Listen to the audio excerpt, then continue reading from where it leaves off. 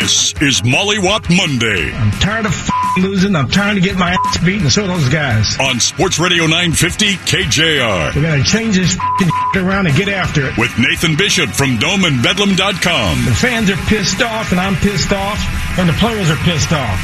And Chris Crawford of NBC Sports Edge. And that's the way it is. Here's Ian Furness. Oh, man.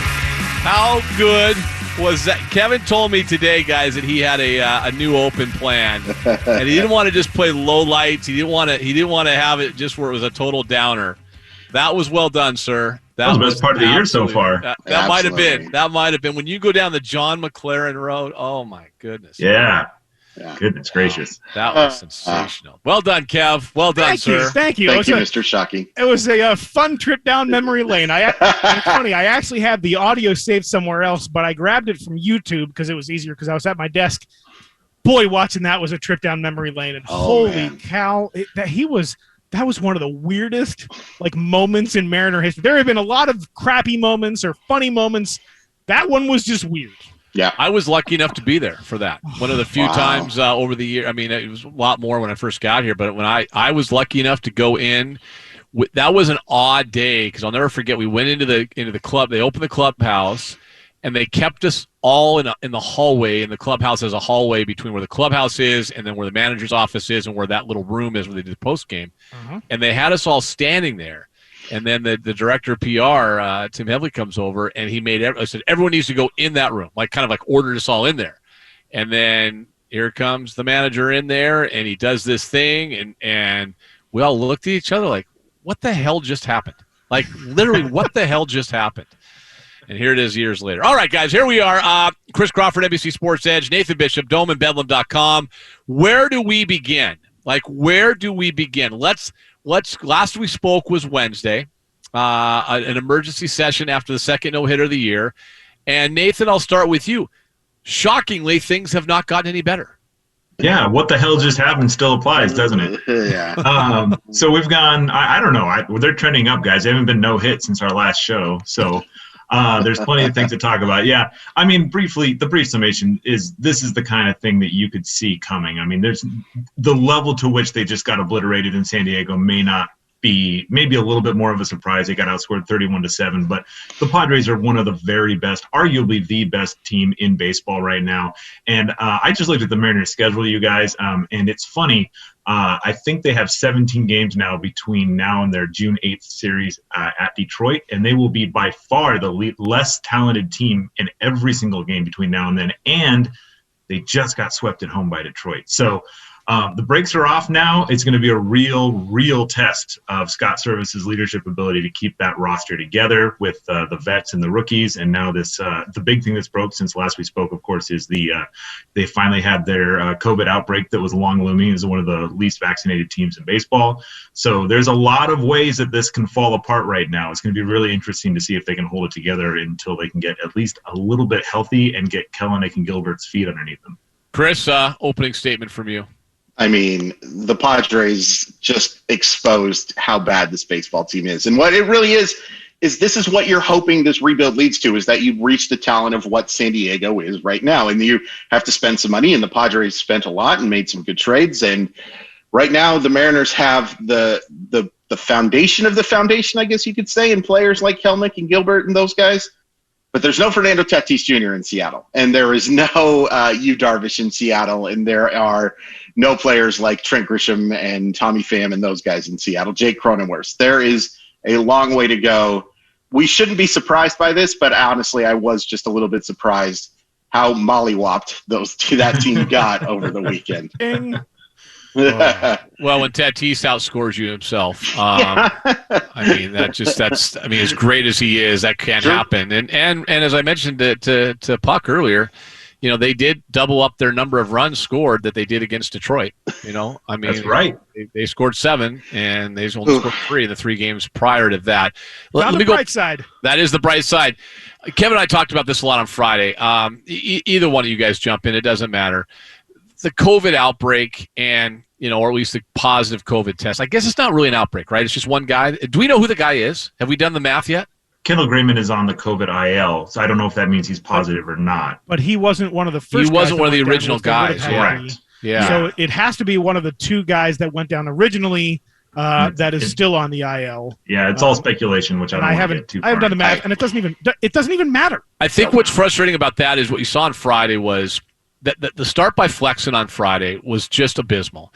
And I don't want to give him an out, but I have to wonder going into that, he had to know. I don't know what kind of pressure he was under as he's throwing batting practice, and he talked about afterwards throwing everything down the middle, and just getting lit up. And I wonder if he was just like, I've got to get the ball in play. I got to give him an outing, because he knew what was behind him. And what we saw after that, it just got worse and worse. But that just kind of sums up everything. And Nathan, we'll just go to this with you. The COVID positive test, I was frustrated by it Friday. I know you are as well. Why should Mariner fans even care about that?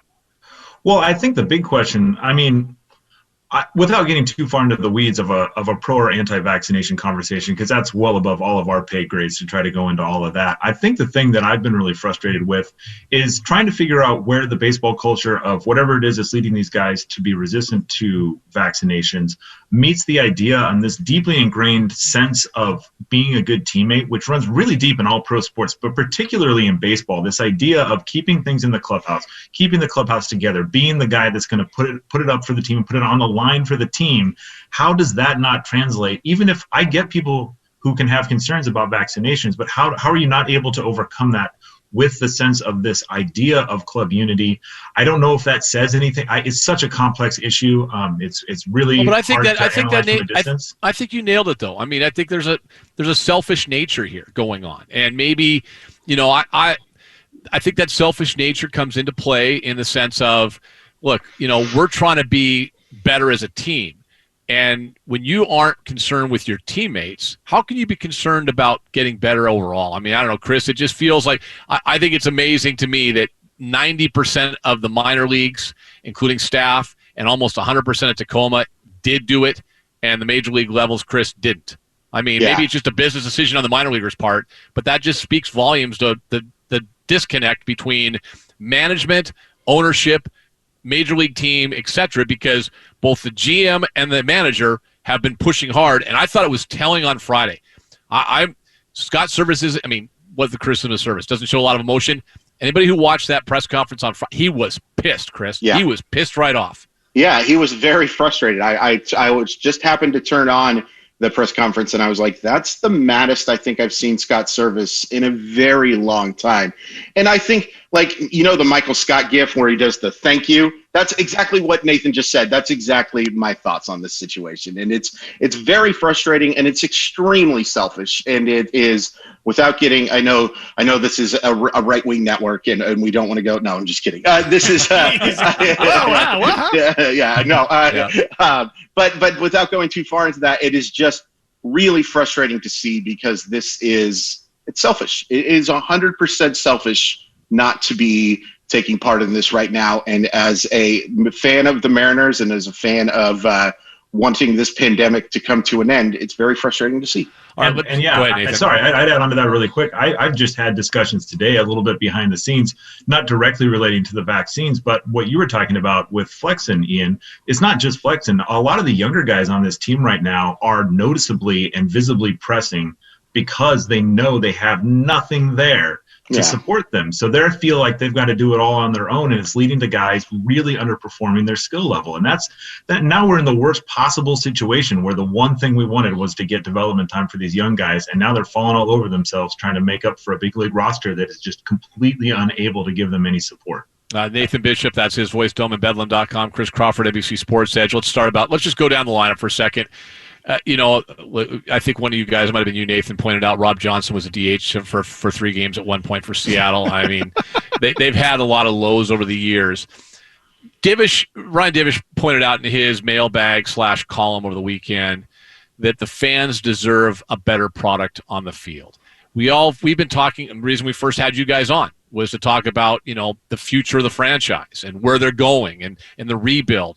But Nathan, is this just Is it irresponsible? Is it unfair? How would you phrase this for the fan base, what we saw lineup-wise? And maybe you can articulate a little bit about how bad that lineup was and is right now.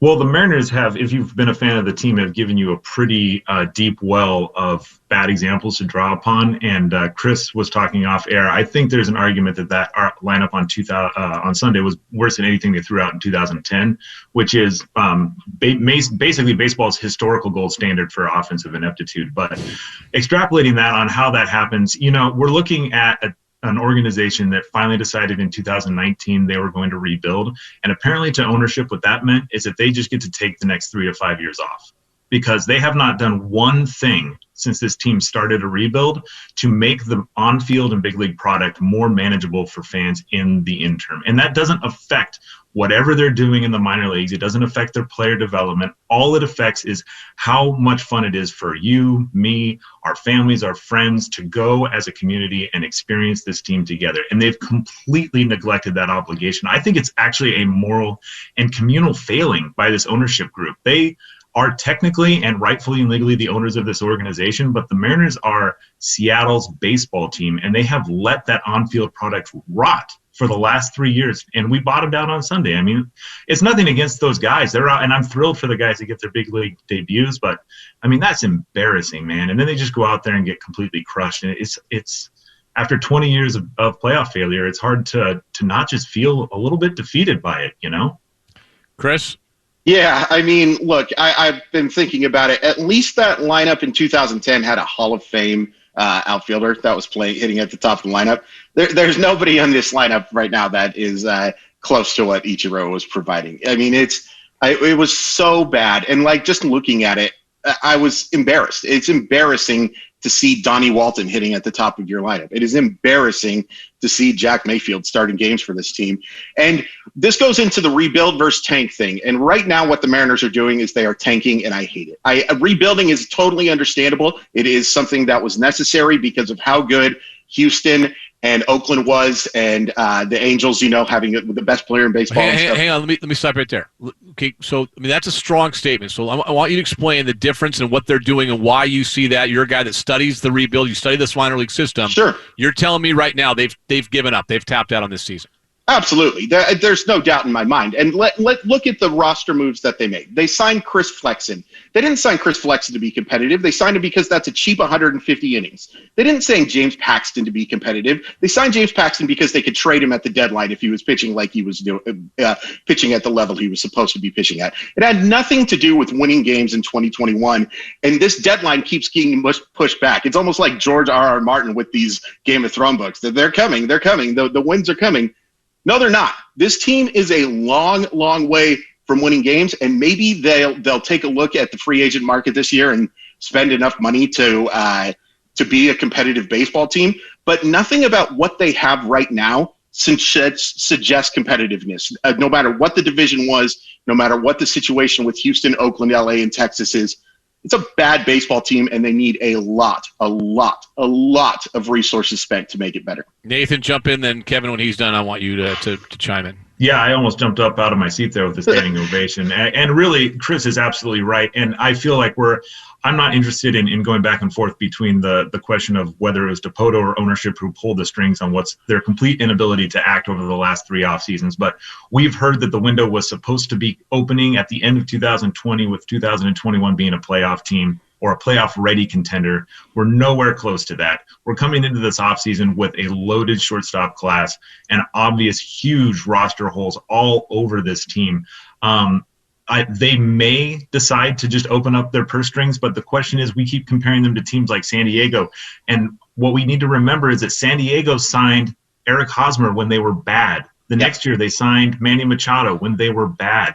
A lot of their best players, like Fernando Tatis, they didn't develop. They finished his development. They traded for Fernando Tatis. They were willing to supplement their big league roster through their farm system. There's so much action needed that's so overdue now. It should have been going on this entire time. And the idea that they're going to just in one offseason completely fill all of this and send us into 2022 with some magical playoff team, it's really, really, really hard to imagine. Yeah, it's funny. One of the things that I think is unfortunate about the way this season has gone is by having the I think we would all agree, relative success to start the season, where the record is successful. And ultimately, the record is the thing that we're all judged on at the end of the season. How many games out of 162 do they win? Right. By having the relative success they had early on, I think that also increased some expectations, where the expectations then went beyond what the roster was actually capable of doing. And I think, I'm like, man, I almost wish they would have started the season out against San Diego and, show us how bad they are early, and then we can frame the conversation around that, where now it's like this mixture of frustration that they're terrible because they're not taking the opportunity to win this year because we thought they could, because we saw that early on. What we were hearing from people all the time, why are you guys complaining all the time? They're only a game under 500. Sure. So there's that frustration over here, and then there's the frustration over here of, well, they're building and they're not. It feels like we're not even able to have a normal conversation about them because of the way the season started, and that's actually taking us off the fact that I'm not even sure if they're doing it right to rebuild slowly either, which is supposed to be the other side of it. Well, yeah, we suck, but we're rebuilding. Well, okay, but and let me jump in with this, and Chris and then Nathan jump in after, because what I'm hearing from you guys, we knew this team wasn't going to contend even with the little house of cards early with that schedule. We just, there's too many holes. But what I'm hearing from both Chris and Nathan, and I'm wondering, and Chris, this is what you do for a living, is that they are not a year away. They're many years away. And when Chuck Powell came on last week on my show and said that the rebuild is fabulous. It's going perfectly. There's nothing to worry about. Yeah, it's absolutely, swimmingly. It's perfect. What I'm hearing from Chris and Nathan, you guys disagree that it's not. In fact, there's cause for major concern, Chris. Yeah, I think so. Now, look, I will say this. There is talent in this minor league system, and talent that is not far away. But you're still looking at a team that has maybe 2 or 3 lineup spots absolutely locked up. 4, if you're being really, really optimistic. You're looking at a team that doesn't have a number 1 starter, probably doesn't have a number 2 starter. You're looking at a bunch of number 3s and number 4s, unless Gilbert makes that jump very quickly. There's a lot of work to do. Now, would I be shocked if they spent a bunch of money and if they were like an 85-win team next year? No, and I would love to see an 85-win team. 85 wins is solid. It's a lot more fun to watch than this. They're probably going to lose 90 games this year. But in terms of being an actual World Series contender, you're looking at 2023, 2024, barring them making moves for a super-duper star, and I just don't see how they're going to do that. Nathan? Yeah, I agree with that. I think that's the big question there. And I'm just some dummy with a blog. Chris does this for a living. My opinions are largely framed with conversations with guys like him and other people behind the scenes. But until I see the commitment from ownership and that they will come out until they say this is unacceptable, I don't see how it ever really changes. We need to be very clear what Chris said there at the end. We're not just rooting for the end of a 20-year playoff absence. We want a World Series contender. We deserve it, and we should demand it. That we get that kind of a roster and that we have an ownership that demands that kind of product year in and year out. That's the goal. Before we wrap it up, Nathan, what happened with you and Passon this weekend? What happened? You got an argument with Jeff Passon? Tell people about that. So Jeff, who I really respect, great reporter for ESPN, went on another station and just had a lot of really nice things to say about the rebuild and advocated on the team basically holding some of their cards a little close to the vest this offseason. I politely disagreed. He took a little bit of offense to my disagreement. We had a little back and forth, but everything should be fine. I think we can all agree and he agreed that the Mariners need to get a lot better players as quickly as they can. I think it's just, to wrap it up, am I fair to say it's okay to be frustrated with what the product is on the field? Because as you guys have said, you can have both. You can have young guys here and developing in the minors, but still put a competitive team on the field right now. Yeah, you're 100% right to be frustrated. Yeah, there's no reason why you can't rebuild for a championship, but also make something worth watching on the field right now. There's nothing in the rule book that suggests that you can't do that. Yeah, Nathan, I would think we could watch a better team than Haggerty and guy. Every day there's another claim off of waivers. You know that guy's going to be on the damn lineup the next day. So. It's 100% true. All right, tell us about NBC Sports Edge, Chris. Well, NBC Sports Edge, formerly Roto World. That's where you can find my stuff. can also follow me on Twitter at Crawford_MILB. And check out the Circling the Bases podcast I host every Wednesday and Tuesday. On Wednesday, we'll have Kylie McDaniel, and we'll be talking, I'm sure, a bunch about Mariner prospects. And, of course, domeandbedlam.com there, Nathan. Yep, domeandbedlam.com for our occasional blogs and podcasts. You can follow my nonsense on Twitter at Nathan_H_B. I'll probably be yelling about the Mariners. Stunning development, especially when they start a series in Oakland tonight. Yeah. So I'm sure there'll be one or two things to get mad about along the way. You guys are great. We'll talk to you soon. Thank you so much.